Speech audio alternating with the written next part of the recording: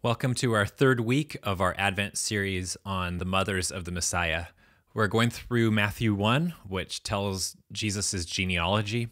And in that genealogy, it mentions 4 women who are Jesus' ancestors. So we've been looking at one of them each week. So far, the first week, we looked at Tamar, whose story is told in Genesis 38. She had been widowed, and according to the Old Testament law, the Torah, her brother-in-law was supposed to marry her to provide money for her, to provide for her financially, and also to keep her late husband's family line alive.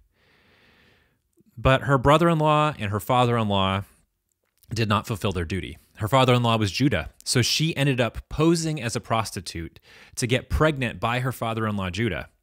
And this seems really sketchy, but in the end, in the story, she is declared righteous, and eventually she becomes an ancestor of the Messiah Jesus. So here in the book of Matthew, we see that she and her actions were important to bringing about the Jesus we know. The women in this genealogy show us that God wants to welcome certain kinds of people into his family, into the family line of the Messiah. He wants to welcome foreigners. He wants to welcome widows. He wants to welcome women who have been the victims of sexual violence, including prostitutes. These women become ancestors of the Messiah, and without them, we wouldn't have the Jesus that we know. Today, we're going to look at the third woman in this list, Ruth. Her story is an entire book of the Bible, the book of Ruth. So it's kind of long. It's 4 chapters long, and we're going to read the whole thing. But what I'm going to do is just add a few short ideas, and that's going to be hard for me because this is one of my favorite books. And when I was in college, we translated this book in Hebrew, and I have learned to love the character of Naomi. There are 3 main characters in this book, Ruth, Boaz, and Naomi, so let's pay attention to them. Ruth and Boaz are the 2 main actors who move the story along, but in many ways, this story is actually the story of Naomi. She complains about Yahweh, and that leads us to wonder what's he going to do to her because she's complaining about him. Naomi's story has been one of the most impactful stories for me personally because a big part of my spiritual journey has been to learn that God is okay with it when I'm upset with him and he can handle it. And that's what Naomi discovers too. So let's read the book of Ruth from beginning to end and see what God has to say to us about Jesus' ancestors, Ruth and Boaz, and in a way, Naomi's even his ancestor. Ruth 1. In the days when the judges ruled, there was a famine in the land. So a man from Bethlehem in Judah, together with his wife and 2 sons, went to live for a while in the country of Moab. The man's name was Elimelek. His wife's name was Naomi. And the names of his 2 sons were Mahlon and Kilion. They were Ephrathites from Bethlehem, Judah. And they went to Moab and lived there. Bethlehem is the city where Jesus ends up being born. And we are first introduced to Bethlehem as an important city, really, in the book of Ruth.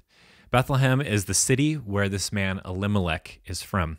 And the word Bethlehem means house of bread. But there's a famine in the house of bread. There's no bread in the house of bread. It's a deeply ironic situation to begin this story with. Bethlehem is the ancestral home of David and Jesus, specifically because it is the home of Elimelek. Elimelek, Naomi's husband, is the ancestor, the founder of the line of David and Jesus. Elimelek is from the tribe of Judah, which is where all the kings are meant to come from. And his name means, my God is king. The ancestral line of my God is king ends up being the line of David, the king, and all of the kings of Judah. And it ends up being the line of Jesus. So this story is about the characters of Ruth, Boaz, and Naomi, but it's actually about something a little deeper than that. The story is really the story of the family line called My God is King, Elimelek. Now, Elimelek, Naomi's husband, died, and she was left with her 2 sons. They married Moabite women, not Israelites, foreigners, one named Orpah and the other Ruth. After they had lived there about 10 years, both Mahlon and Kilion also died, and Naomi was left without her 2 sons and her husband. On a personal level, Naomi has no one to care for her. She doesn't have any men who can work in paying jobs to care for her. Her husband and her sons are gone. But on a broader scale, the loss that is the corporate loss is the loss of the family line of Elimelek. The line of my God is king has ended. When Naomi heard in Moab that Yahweh had come to the aid of his people by providing food for them, she and her daughters-in-law prepared to return home from there. Oh, there's bread in the house of bread again. Let's go home to Bethlehem. With her 2 daughters-in-law, she left the place where she had been living and set out on the road that would take them back to the land of Judah.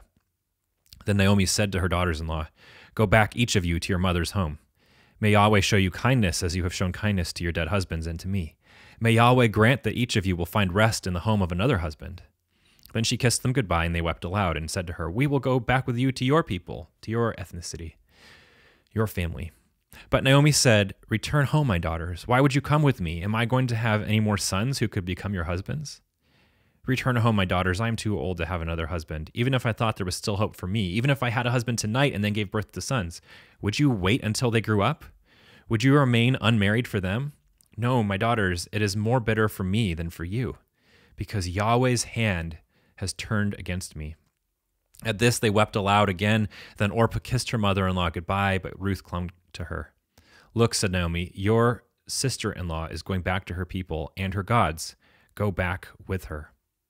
But Ruth replied, "Don't urge me to leave you or to turn back from you. Where you go, I will go. Where you stay, I will stay. Your people will be my people, and your God, my God. Where you die, I will die, and there I will be buried. May Yahweh deal with me, be it ever so severely, if even death separates you and me." When Naomi realized that Ruth was determined to go with her, she stopped urging her. Ruth chooses to no longer identify with Moab and its gods, but to choose to identify with Israel, with Naomi and her God, Yahweh. She gives her loyalty, her allegiance to Yahweh and his people, which is exactly what Rahab did in the story we looked at last week. So the 2 women went on until they came to Bethlehem. When they arrived in Bethlehem, the whole town was stirred because of them, and the women exclaimed, "Can this be Naomi?" "Don't call me Naomi," she told them. "Call me Mara, because the Almighty has made my life very bitter. I went away full, but Yahweh has brought me back empty. Why call me Naomi? Yahweh has afflicted me. The Almighty has brought misfortune upon me." So Naomi returned from Moab, accompanied by Ruth the Moabite, her daughter-in-law, arriving in Bethlehem as the barley harvest was beginning. I love how at the end of all the chapters in Ruth, it feels like the conclusion of a TV episode. It's like, tune in next week to see where the story goes. Now, they arrive back in Bethlehem just in time for the barley harvest. So there is bread in the house of bread. And this is around April, which is a helpful thing to imagine ourselves in the real world situation of Israel. This is April as they return back. And Naomi says that God has afflicted her. Yahweh has afflicted her. And she, throughout this chapter, is complaining about what Yahweh has done to her. I think justifiably. Everything's gone poorly for her. Her name, Naomi, means pleasant, but she chooses to become known as Mara, which means bitter. Centuries later, a different form of this name was Mariam. And that name became really popular in the land of Israel. All of the royal family went by the name Mariam or Mariamne based on this name. Many of the little girls in Israel were named Mariam. And one of those little girls was betrothed to be married to a man named Joseph. And she was found to be pregnant with a child who she named Jesus. And when you read the stories of the Gospels, you see this name Mariam or Mary all over the place. It was kind of the trendy name at the time of the birth of Jesus' mother. And it goes back to this story in Ruth. So Naomi complains against Yahweh. She is destitute and broken. She says, "Call me Mara, call me bitter." She wishes she had never left Bethlehem. Maybe if we had stayed here, we would have gotten out of the famine, and my husband and my sons wouldn't have been killed. And she ends up blaming God for what has happened. So we might expect God to curse her or punish her. If you know the story of Job, in that story, Job's wife says, "Curse God and die." And Naomi's coming awfully close to doing that herself. Her relationship with Yahweh, therefore, is one of the key things that we need to trace in this story. Let's continue reading in chapter 2. Now Naomi had a relative on her husband's side, a man of standing from the clan of my God is king, from the clan of Elimelek, whose name was Boaz. And Ruth the Moabite said to Naomi, "Let me go to the fields and pick up the leftover grain behind anyone in whose eyes I find favor." Naomi said to her, "Go ahead, my daughter." So she went out, entered a field, and began to glean behind the harvesters. As it turned out, she was working in a field belonging to Boaz, who was from the clan of "My God is King," Elimelek. She's going through this practice of gleaning, of taking the leftover grain that's fallen by the wayside around the edges of the field. And God has this law that he gave in Leviticus, a law of generous justice, making sure that the poor are cared for. Leviticus 19:9 says, "When you reap the harvest of your land, do not reap to the very edges of your field or gather the gleanings of your harvest. Do not go over your vineyard a second time or pick up the grapes that have fallen. Leave them for the poor and the foreigner. I am Yahweh, your God." In the Old Testament, there were three groups of people that God highlighted as needing special kind of care: the foreigner, the fatherless, and the widow. And throughout the Old Testament law, he gives the people commands to care for the foreigner, the fatherless, and the widow, because these are the three groups of people who are most likely to become poor. The law is full of commands to take care of them. For Yahweh, the God of Israel, the God of the Bible, justice looks like generosity to the poor. Justice does not look like getting to keep the thing you worked for. Justice looks like being generous to the poor. And that's meant to be both an individual choice and the law of the land. There's a lot of political debates people get into about what should the government mandate, what should it not. In the Old Testament, this was the law of the land. The government mandated it. God told the government to mandate. So Boaz appears to be allowing this to happen. He participates in God's call of generous justice. And we'll see that he actually goes above and beyond what God calls him to do. Just then Boaz arrived from Bethlehem and greeted the harvesters. "Yahweh be with you." "Yahweh bless you," they answered. Boaz asked the overseer of his harvesters, "Who does that young woman belong to?" The overseer replied, "She is the Moabite who came back from Moab with Naomi. She said, 'Please let me glean and gather among the sheaves behind the harvesters.' She came into the field and has remained here from morning till now, except for a short rest in the shelter." So Boaz said to Ruth, "My daughter, listen to me. Don't go and glean in another field, and don't go away from here. Stay here with the women who work for me. Watch the field where the men are harvesting and follow along after the women. I have told the men not to lay a hand on you. And whenever you are thirsty, go and get a drink from the water jars the men have filled." At this, she bowed down with her face to the ground. She asked him, "Why have I found such favor in your eyes that you notice me, a foreigner?" Boaz replied, "I've been told all about what you've done for your mother-in-law since the death of your husband, how you left your father and mother and your homeland and came to live with a people you did not know before. May Yahweh repay you for what you have done. May you be richly rewarded by Yahweh, the God of Israel, under whose wings you have come to take refuge. May I continue to find favor in your eyes, my lord," she said. "You have put me at ease by speaking kindly to your servant, though I do not have the standing of one of your servants." At mealtime, Boaz said to her, "Come over here, have some bread and dip it in wine vinegar." When she sat down with the harvesters, he offered her some roasted grain. She ate all she wanted and had some left over. As she got up to glean, Boaz gave orders to his men, "Let her gather among the sheaves and don't reprimand her. Even pull out some stalks for her from the bundles and leave them for her to pick up, and don't rebuke her." I guess you could read this as like a romantic story between Ruth and Boaz, but I don't think that's what's going on here. I think what's going on here is that Ruth is taking advantage in the right way of God's law, of how to take care of people.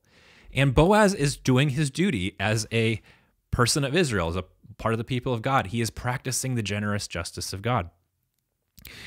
Sometimes people think the government having social programs is bad, or if you're in need, taking advantage of government social programs is bad. But here we see that those things are biblical.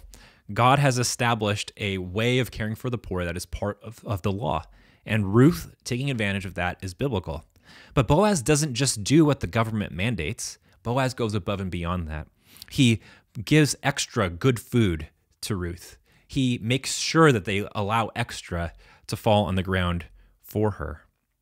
He goes above and beyond what the written law requires. He doesn't just follow the law, he follows the spirit of the law. To see this woman who is a widow and a foreigner, and to understand God has a special heart for her, and he wants to meet her need and show her the kindness of Yahweh. And he blesses her not only with his actions, but with his words. So Ruth gleaned in the field until evening. Then she threshed the barley she had gathered, and it amounted to about an ephah. She carried it back to town, and her mother-in-law saw how much she'd gathered. Ruth also brought out and gave her what she had left over after she had eaten enough. Her mother-in-law asked her, "Where did you glean today? Where did you work? Blessed be the man who took notice of you." Then Ruth told her mother-in-law about the one at whose place she had been working. "The name of the man I worked with today is Boaz," she said. "Yahweh bless him," Naomi said to her daughter-in-law. "He has not stopped showing his kindness to the living and the dead." She added, "That man is our close relative. He is one of our guardian redeemers." So Naomi acknowledges God, acknowledges Yahweh as seeing her and as seeing her late husband and their need. She begins to give God some credit. She's no longer just calling herself afflicted by God. And she says that Boaz is one of their guardian redeemers or kinsman redeemers. In Hebrew, that's the word goel, which is throughout this passage, throughout this book. This idea goes back to Deuteronomy 25, starting in verse 5. It says, "If brothers are living together and one of them dies without a son, his widow must not marry outside the family. Her husband's brother shall take her and marry her and fulfill the duty of a brother-in-law to her. The first son she bears shall carry on the name of the dead brother, so that his name will not be blotted out from Israel."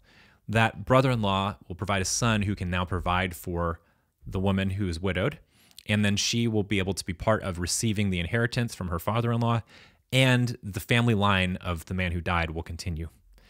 However, if a man does not want to marry his brother's wife, she shall go to the elders at the town gate and say, "My husband's brother refuses to carry on his brother's name in Israel. He will not fulfill the duty of a brother-in-law to me." Then the elders of his town shall summon him and talk to him. If he persists in saying, "I do not want to marry her," his brother's widow shall go up to him in the presence of the elders, take off one of his sandals, spit in his face, and say, "This is what is done to the man who will not build up his brother's family line. That man's line shall be known in Israel as the family of the unsandaled." I guess in our culture, we wouldn't necessarily think of that as a shameful insult, but in theirs, this is a very shameful thing to happen. Sometimes you see news stories of cultures in the Middle East throwing shoes or showing the bottom of their feet to people and how shameful that is in those cultures. So there's this practice of being a goel, a kinsman redeemer, where if the man dies, his brother is expected to marry the widow, the woman who's left behind. And we saw in Genesis that that's exactly what failed to happen with Tamar. And here in Ruth, we're going to see the same kind of situation take place. Now, what's interesting is that nobody in this story is a brother of Elimelek's. These are other, more distant relatives. So according to the law in Deuteronomy 25, none of these people are required to do this, but it appears that the practice has broadened to being possible for more distant relatives by the time we get to the story of Ruth. Verse 20. "Yahweh bless him," Naomi said to her daughter-in-law. "He has not stopped showing his kindness to the living and the dead." She added, "That man is our close relative. He is one of our guardian redeemers." Then Ruth the Moabite said, "He even said to me, 'Stay with my workers until they finished harvesting all my grain.'" Naomi said to Ruth, her daughter-in-law, "It will be good for you, my daughter, to go with the women who work for him, because in someone else's field you might be harmed." So Ruth stayed close to the women of Boaz to glean until the barley and wheat harvests were finished, and she lived with her mother-in-law. So this goes over a number of months, the barley harvest and the wheat harvest. Now we're into summer. One day, Ruth's mother-in-law, Naomi, said to her, "My daughter, I must find a home for you where you will be well provided for. Now Boaz, with whose women you have worked, is a relative of ours. Tonight he will be winnowing barley on the threshing floor. Wash, put on perfume, and get dressed in your best clothes. Then go down to the threshing floor, but don't let him know you are there until he has finished eating and drinking. When he lies down, note the place where he is lying down. Then go and uncover his feet and lie down. He will tell you what to do." Naomi has a plan. And this is another example of the many in the Old Testament where a woman uses her wisdom to advance the cause of her family. And we see in most of these stories that in the end, they're not necessarily perfect plans, but God blesses these plans. Now, so there's something questionable about this encounter, and Bible scholars debate, is this a description of a sexual encounter that we're about to read or not? Bible scholars debate what the phrase uncovering the feet means. Is this a euphemism for Boaz getting naked? In 1 Samuel, we read about King Saul covering his feet, and that is a euphemism for him pulling his pants down to go to the bathroom. This is a relevant question because we don't know exactly what Ruth's actions in this chapter were, and we don't know how they were perceived by the other people in her town. What exactly is Naomi's plan? And what exactly happens as the plan is carried out? At the very least, it takes place at night. Naomi tells Ruth to be sneaky in how she approaches Boaz, and it takes place outside of town. Threshing floors were areas in the top of a hill where the wind would blow fast over the hill. And they would dig a pit and then build a floor there. And so you would take your wheat and you'd throw it up in the air into the wind, and the chaff would be blown away, and the wheat or barley would come back down onto the ground, and you'd collect it. So Boaz is working here at night.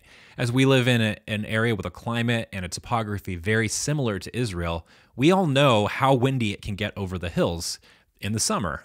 And so you can imagine the wind coming over the hills in our area in Sonoma County, and imagine what it would be like as Boaz is up there throwing his harvest in the air and allowing the wind to blow the chaff away. So he's not in town. He's up on the hillside outside of town. So Ruth says to Naomi she'll go with the plan. Verse 5, I will do whatever you say, Ruth answered. So she went down to the threshing floor and did everything her mother-in-law told her to do. When Boaz had finished eating and drinking and was in good spirits, he's had some wine, he went over to lie down at the far end of the grain pile. Ruth approached quietly, uncovered his feet, and lay down. In the middle of the night, something startled the man. He turned, and there was a woman lying at his feet. Again, we don't know if this is a sexual encounter or not. Is Ruth seducing Boaz? Many people think she is. If it is a sexual encounter, then Ruth is like Tamar in Genesis. And we know that these stories are meant to be read in parallel. And even in the story of Jesus' genealogy, we're reminded that these stories are meant to be read in parallel. In the story of Tamar, there was supposed to be a kinsman redeemer, a Goel, and he didn't do his job. So she had to use her sexuality to receive God's justice. And that might be what's going on here. Let's keep reading and we'll see what we think. So Boaz wakes up. Who are you? He asked. I am your servant Ruth, she said. Spread the corner of your garment over me, since you are guardian redeemer of our family. Yahweh bless you, my daughter, he replied. This kindness is greater than that which you showed earlier. You have not run after the younger men, whether rich or poor. And now, my daughter, don't be afraid. I will do for you all you ask. All the people of my town know that you are a woman of noble character. Although it is true that I am a guardian redeemer of our family, there is another who is more closely related than I. Stay here for the night, and in the morning, if he wants to do his duty as your guardian redeemer, good. Let him redeem you. But if he is not willing, as surely as Yahweh lives, I will do it. Lie here until morning. So she lay at his feet until morning, but got up before anyone could be recognized. And he said, no one must know that a woman came to the threshing floor. Now, I think that this is not a sexual encounter. I think what's happening is that Naomi is planning for it to go that way. And Ruth trusts her mother-in-law. She has followed her from her own land. She says, whatever you say to do, I will do. And so Ruth goes to this place. I think she does go there to seduce Boaz. But Boaz says no. And he says no because, number one, he recognizes that there is someone who is a closer kinsman redeemer than he is. And number two, he points out Ruth's noble character. So I think what most likely happened is that Naomi wanted Ruth to seduce Boaz, and Ruth said, I will do whatever you say, Naomi. You are the local. You are the person with wisdom and knowledge, and I trust you. But as she begins to follow through with this plan, Boaz sees Ruth's noble character, and he honors it. And he also remembers the cultural custom of kinsman redeemers. He shows her great honor because he recognizes that she already has noble character, and because he proves himself to also be a man of noble character. So that's what I think most likely happened, although I'm not sure 100%. Boaz also said, bring me the shawl you are wearing and hold it out. When she did so, he poured into it 6 measures of barley and placed the bundle on her. Then he went back to town. When Ruth came to her mother-in-law, Naomi asked, how did it go, my daughter? Then she told her everything Boaz had done for her, and added, he gave me these 6 measures of barley, saying, don't go back to your mother-in-law empty-handed. Then Naomi said, wait, my daughter, until you find out what happens, for the man will not rest until the matter is settled today.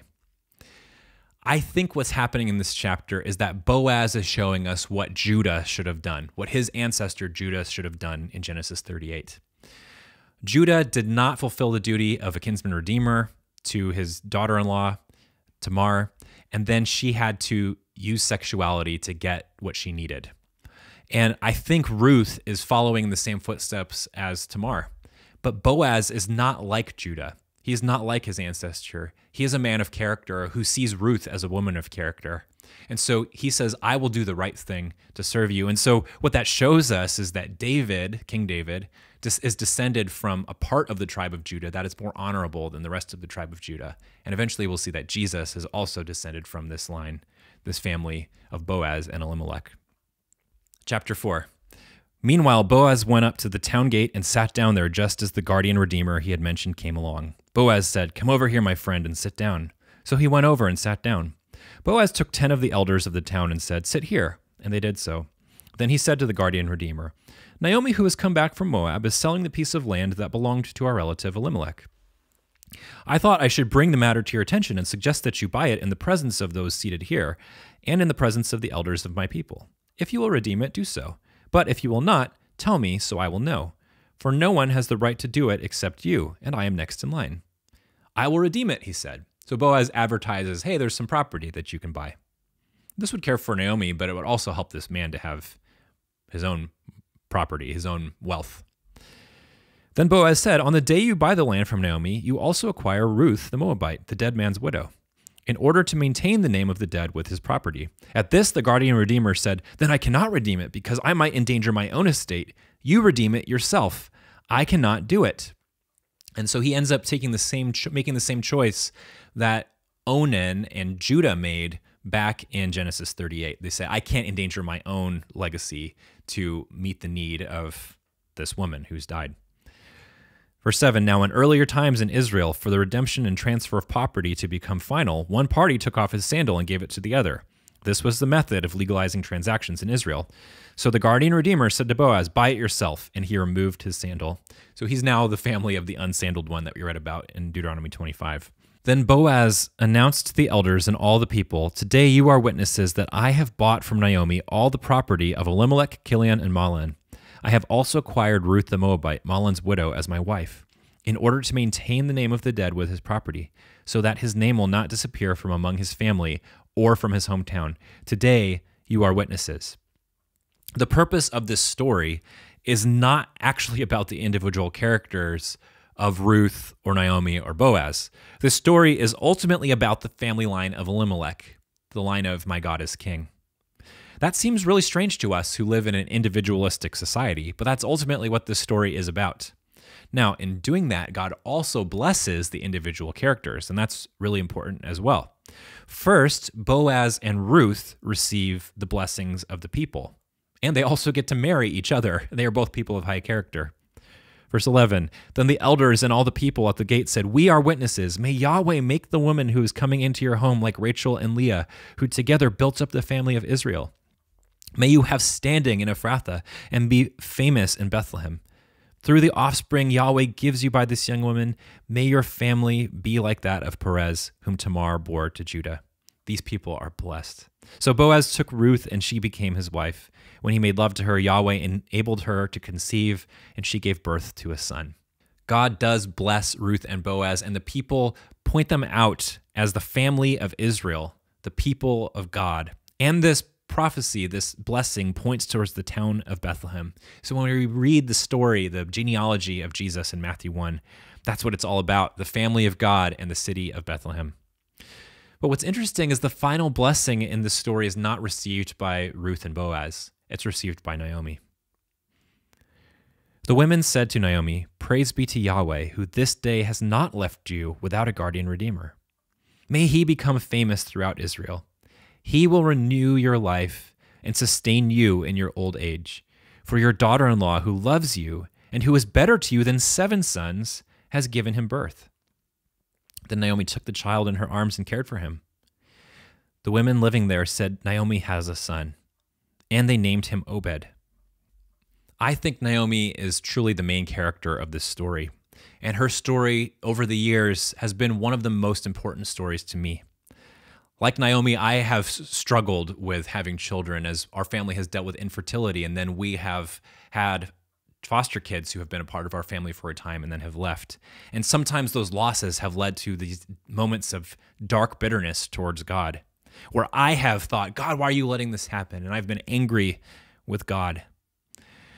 Naomi found that in the midst of her bitterness towards God, God was still faithful to her. He still came through for her. He still gave her blessings. She was sustained by Yahweh. He cares for her. He sees her.